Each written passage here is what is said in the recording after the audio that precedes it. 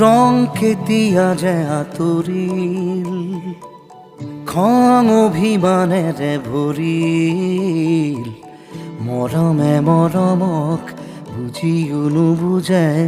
এনেকুৱা কথাটো নাছিল গধুৰ পলকে জোকাৰে ছায়াবোৰে আৱৰি ধৰে তথাপি ভৰসা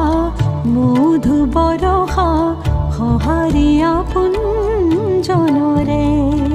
ফুলিব ফুল আমোল মোল ৰহ ধৰা পথাৰ বিয়পি জ্বলিব সোণ মাধৱী